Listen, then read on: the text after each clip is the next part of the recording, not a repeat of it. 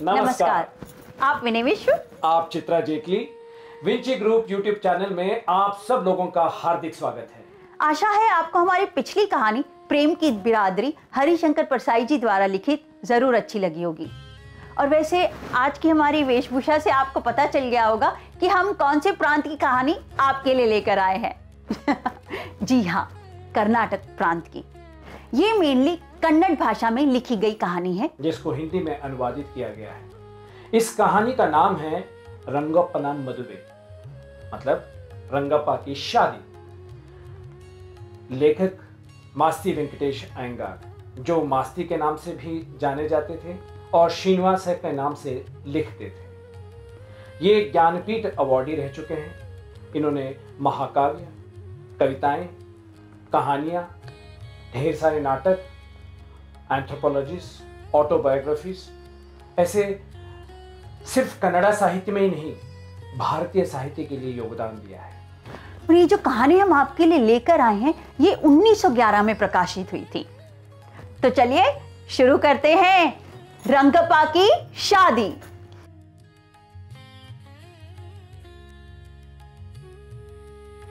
ये शीर्षक पढ़कर आप में से कोई ये पूछ सकते हैं, क्यों भाई रंगनाथ का विवाह अथवा रंगनाथ की विजय न कहकर ये क्या नाम रख दिया?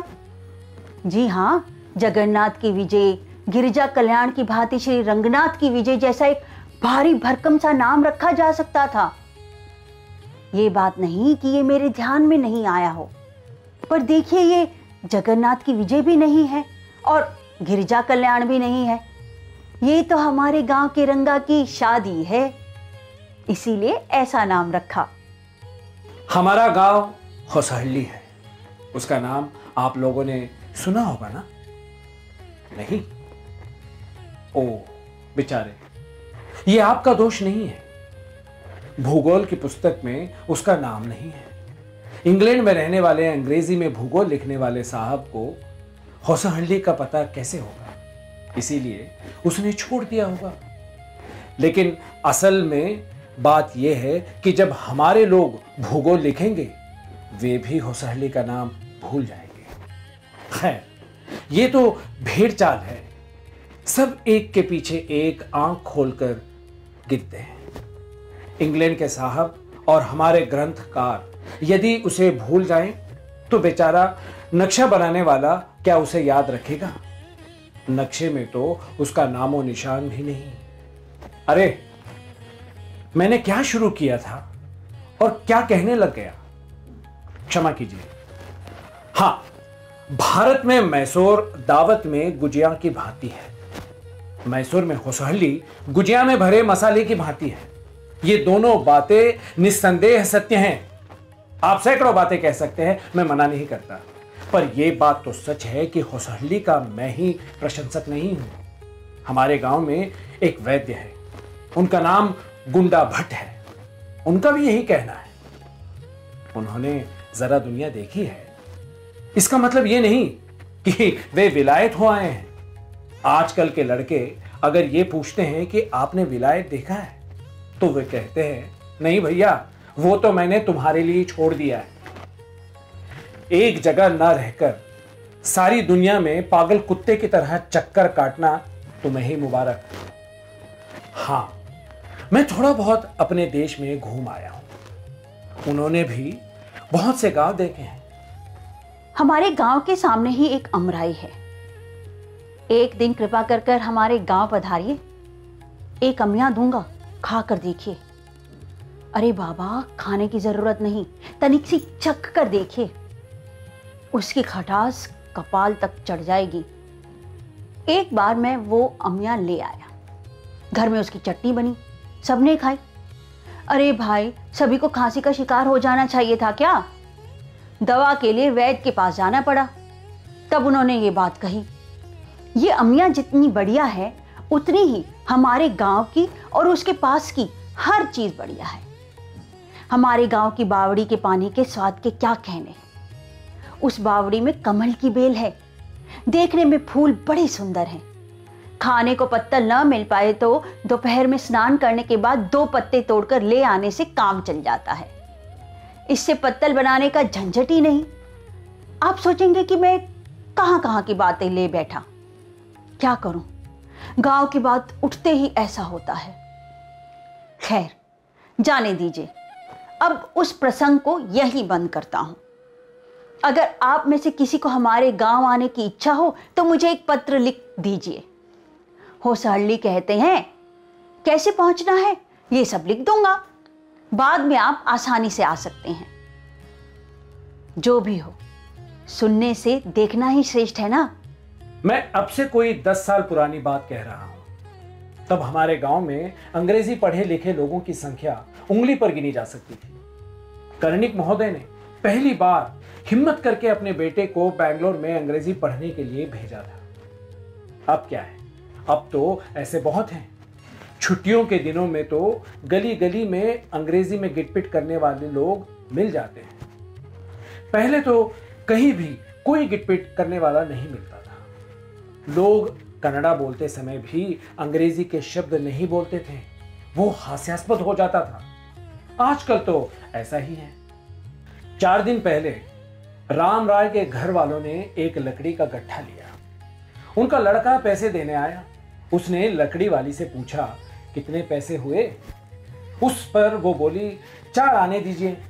तब राम राय का बेटा, चेंज नहीं है, कल ले जाना, कहकर भीतर चला गया। उस बिचारी को उसकी बात ही समझ में नहीं आई। वो भुनभुनाती चली गई। उस समय मैं वहीं खड़ा था, बात मेरी भी समझ में नहीं आई। बाद में रंगा के घर जाकर रंगा से पूछा, उसने चेंज माने चिल्लर बताया।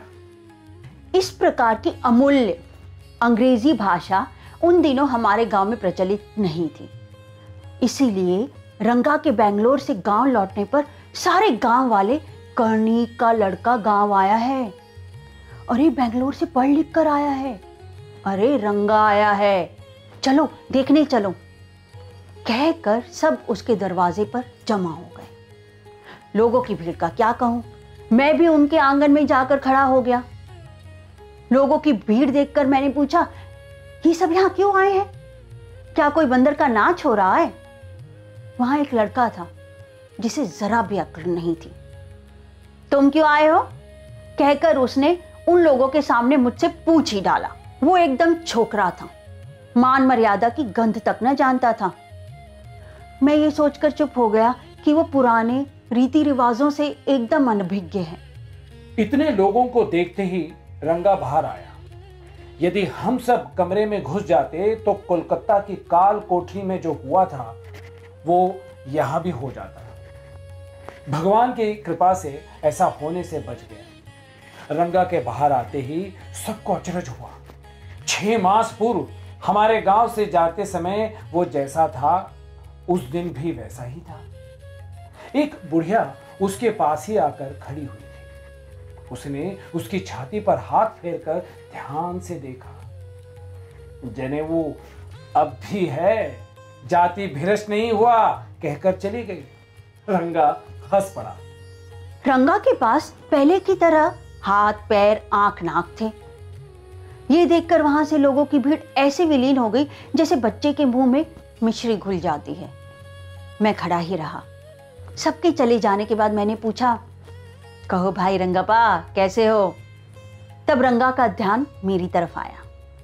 पास आकर नमस्कार करके बोला, आपके आशीर्वाद से सब ठीक है। रंगा में एक और बड़ा गुण है। वो जानता है कि किससे बात करने से क्या लाभ होता है। लोगों की कीमत वो अच्छी तरह जानता है। नमस्कार भी उसने आजकल के लड़कों की भांति मुंह आसमान की ओर करके अकड़कर यूं ही हाथ जोड़कर नहीं किया, बल्कि जमीन पर झुककर मेरे पांव छूकर नमस्कार किया। मैं शीघ्रमेव विवाहमस्तु कहकर आशीर्वाद देकर घर चला आया। दोपहर को जब मैं भोजन करके लेटा था तब रंगा हाथ में 2 संतरे लिए हमारे घर आया। वो बड़ा ही परोपकारी, बड़ा उदार है। मैंने सोचा कि अगर उसकी शादी हो जाए तो वो एक अच्छा गृहस्थ बनेगा, 4 लोगों के काम आएगा। जरा देर तक इधर उधर की बातें करने के बाद मैंने पूछा, रंगपा तुम शादी कब करोगे? रंगा, मैं अभी शादी नहीं करूंगा। क्यों भैया? रंगा, मेरे लायक लड़की भी तो मिलनी चाहिए ना। हमारे एक साहब हैं, उन्होंने भी 6 महीने पहले शादी की है। वे करीब 30 साल के हैं, उनकी पत्नी शायद 25 की हैं। मान लीजिए मैं एक छोटी लड़की से शादी कर लूं और उससे मैं कोई प्रेम की बातें करूं तो वो उसे गाली ही समझेगी। बेंगलुरु की एक नाटक मंडली ने शकुंतला खेला था। शकुंतला आजकल की तरह शादी करने वाली लड़कियों के समान छोटी आयु की होती तो दुष्यंत के प्रेम की बात समझ न पाती। कालिदास के नाटक का क्या मजा आता।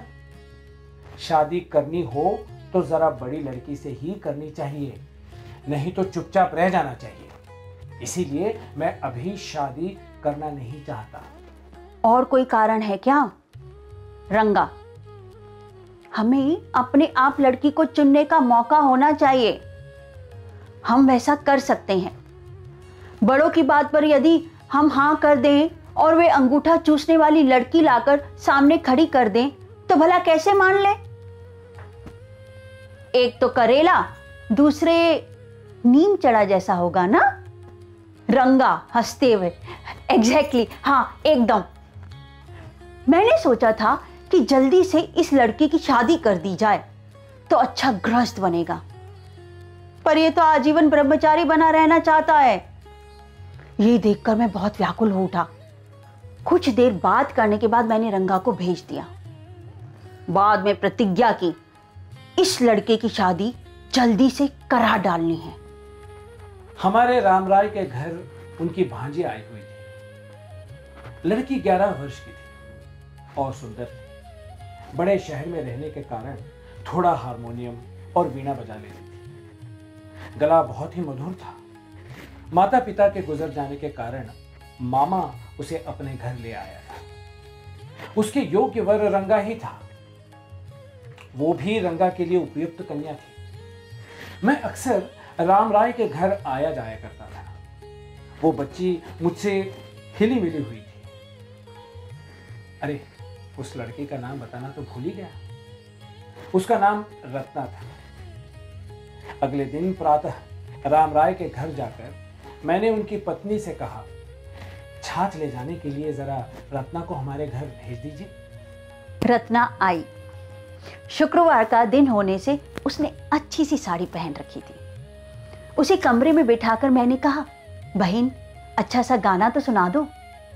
तब रंगा को भी बुला भेजा था। रत्ना जब अपने सुमधुर कंठ से काना बसो मेरे नैनन में गा रही थी तो रंगा पहुंचा। दरवाजे पर पहुंचते ही उसे डर लगा कि दहलीज पर पांव रखते ही गीत बंद हो जाएगा, पर उसने धीरे से दरवाजे से झांक कर देखा। उसकी छाया पड़ने से रत्ना ने दरवाजे की ओर देखा। अपरिचित को देखते ही उसने गाना रोक दिया।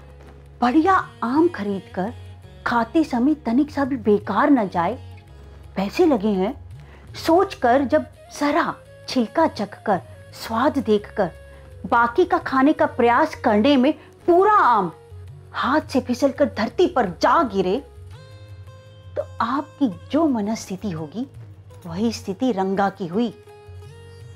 आपने बुलाया था, कहकर वो भीतर आकर कुर्सी पर बैठ गया। रत्ना सिर झुकाए दूर जा खड़ी हुई। रंगा ने बार बार उसकी ओर देखा। एक बार जब वो उसकी ओर देख रहा था तब उससे उसकी नजर टकरा गई। उसे बड़ा अपमान सा अनुभव हुआ होगा। काफी देर तक कोई भी कुछ न बोला। बाद में रंगा ने ही पहल की और बोला, मेरे आते ही गाना बंद हो गया, इसीलिए मैं चलता हूं। उसने ये बात खाली मुंह से ही कही, पर भला मानुस कुर्सी छोड़कर हिला तक नहीं। कलयुग में त्रिकर्ण शुद्धि भला है ही कहां। रत्ना जाकर घर के भीतर भाग गई। थोड़ी देर मूक से बैठे रंगा ने पूछा, वो लड़की कौन है भाई साहब? गुफा में घुसे बकरे की आहट सुनकर शेर ने बाहर से पूछा, भीतर कौन है? बकरे ने भीतर से जवाब दिया, कोई भी हो तो क्या, मैं गरीब जानवर हूं, सिर्फ 9 नर शेर खा चुका हूं, एक और चाहता हूं, तुम नर हो या मादा। उसे सुन शेर भाग लिया। उसी बकरे की तरह मैंने कहा, कोई भी हो तो क्या, तुम्हारे और मेरे लिए बेकार है। मेरी शादी हो चुकी है और तुम्हें शादी करनी नहीं है। इस पर रंगा ने बड़ी लालसा से पूछा, क्या अभी उस लड़की की शादी नहीं हुई? मन में इच्छा है, ये उसने दिखाया तो नहीं, पर मैं समझ गया। मैंने कहा हो गई है, साल भर हो गया। ये सुनकर रंगा का मुंह भुने बैंगन जैसा हो गया। थोड़ी देर बाद रंगा बोला, मुझे कुछ काम है, चलता हूं। अगले दिन मैंने पुरोहित जी से जाकर कहा, कल मैं आपसे ज्योतिष पूछने आऊंगा, आवश्यक सामग्री तैयार रखे रहिएगा। इसके साथ ही उनके कान में एक बात और भी फुसफुसा कर आया। दोपहर को रंगा को देखा तो उसका मुंह वैसा ही लटका हुआ था। मैंने ही पूछा, क्या बात है भाई, मालूम पड़ता है किसी सोच में डूबे हो। ऐसी कोई बात नहीं है, यूं ही। सिर दर्द है क्या? चलो वैद्य के यहाँ हो आए। सिर दर्द नहीं है, मैं रहता ही ऐसा ही हूं। जब मेरी शादी की बात चल रही थी तब सब निश्चित होने तक मैं भी ऐसा ही रहा करता था। तुम्हारे साथ तो ऐसी वैसी कोई बात नहीं है ना? रंगा ने मेरी ओर घूर कर देखा। मैंने कहा, चलो जरा शास्त्री जी के पास हो आए, तुम्हारी ग्रह गति का जरा पता लगा आए। रंगा बिना कुछ सोचे उठकर खड़ा हो गया। हम दोनों शास्त्री जी के घर पहुंचे। उन्होंने मुझसे पूछा, क्यों, क्या बात है श्याम, तुम्हारे दर्शन भी दुर्लभ हो गए? श्याम ये कहानी बताने वाला आपका दास है।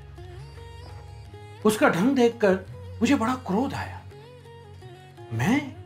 अरे ये कैसी बात कहते हो? आज ही तो कहने ही चाहता था, पर शास्त्री जी ने, जरा अब अवकाश मिला होगा, कोई काम है क्या, कहकर बात संभाल लिया। नहीं तो मैं एक मूर्ख की तरह, अरे आज सुबह ही मिला था कहकर सारा गुड़गोबर करने वाला था। बाद में मैंने अपने आप को संभाल लिया। हमारे कर्णिक के कुमार कब गांव पधारे? क्या चाहिए था? ये तो हमारे घर आते ही नहीं, इत्यादि व्यवहारिक बातें हुई। तुम अपनी पोथी तो खोलो। हमारा रंगप्पा बड़ी चिंता में पड़ गया है। उसका क्या कारण है ये तो बता सकते हो? जरा तुम्हारे ज्योतिष शास्त्र की भी परीक्षा हो जाए। मैंने ये बात बड़ी दर्प से कही। शास्त्री ने 2 कागज, 2 कौड़ियां, एक ताड़ पुस्तक आदि लेकर, अरे भाई ये तो अनादि शास्त्र है, इसकी भी एक कहानी है, कहकर उन्होंने एक कहानी सुनाई। वह कहानी मैं यहां नहीं बताऊंगा। इस कथा में ये कथा जोड़ना ठीक नहीं है। ये कोई पुराण थोड़ी ही है। इसके अलावा आप भूल भी जाएंगे, और कोई मौका मिलेगा तब मैं वो बताऊंगा। शास्त्री जी ने होठ हिलाते हुए उंगलियों पर कुछ गिनते हुए रंगा से पूछा, आपका नक्षत्र कौन सा है?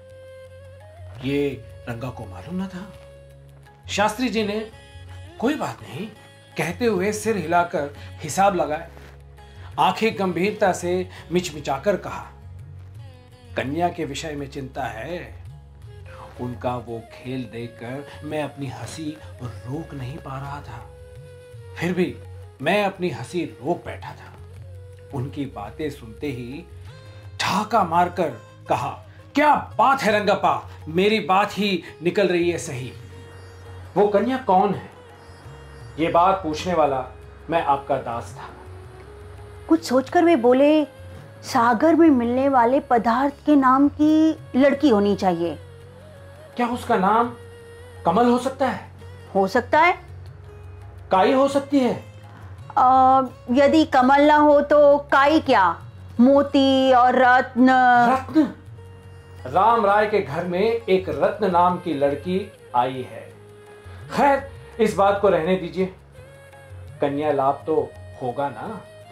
फिर जरा सोचकर वे बोले, होगा। रंगा हैरान हो गया। उसमें जरा संतोष भी था। मैंने वो देखकर कहा, उसकी तो शादी हो चुकी है। ये कहकर मैंने रंगा की ओर मुड़कर देखा। बेचारे का मुंह उतर गया था। शास्त्री जी बोले, ये सब मैं नहीं जानता, और कोई भी हो सकती है। मैंने तो शास्त्र की बात दोहराई है। हम वहां से चल पड़े। लौटते समय रामराय के घर के दरवाजे पर रत्ना खड़ी थी। उसे देखकर मैं उनके घर के भीतर जाकर पुनः लौट आया। आते ही मैंने कहा, कैसी अचरज की बात है, इस लड़की की अभी शादी नहीं हुई है। मुझसे किसी ने उस दिन बताया था कि हो चुकी है। अब शास्त्र की बात भी सही लगती है ना रंगप्पा? मुझे ऐसा नहीं लगता कि तुम उस लड़की के बारे में सोच रहे थे। हाँ बताओ, माधवाचार्य की कसम खाकर बताओ, मुझसे कोई बात मत छुपाना। उनकी कही सारी बातें सच है या नहीं? मैं कह नहीं सकता कि अगर कोई और होता तो वो बात ही बता देता। उसने कहा, शास्त्र की बात में ज्यादा सच्चाई है। उन्होंने जो कहा सब सच है। उस दिन शाम को शास्त्री जी कुएं पर आए थे। मैं भी गया था। तब मैंने कहा, अरे शास्त्री जी, मैंने जो कुछ कहने के लिए कहा था आपने तो उससे ज्यादा कह दिया, और उसके मन में जरा भी संदेह पैदा नहीं हुआ। आपके शास्त्र का भी क्या कहें। शास्त्री जी बोले, आपने भला क्या बताया था? जो शास्त्र के आधार पर पता लगाया जा सकता है उसी को तो आपने भी बताया था। आपने ठीक ही बताया था, मैंने उसी को दोहराया। यही तो है ना समझदारों का काम। परसों रंगप्पा ने मुझे घर पर भोजन के लिए बुलाया था। मैंने पूछा, आज ऐसा क्या विशेष है? शाम का जन्मदिन है, आज उसकी 4थी वर्षगांठ है। अरे भैया, ये श्याम नाम बहुत अच्छा नहीं। मैं तो एकदम कोलू की लकड़ी जैसा काला कलूटा हूं। उस चांद से बच्चे का नाम मेरे नाम पर क्यों रखा?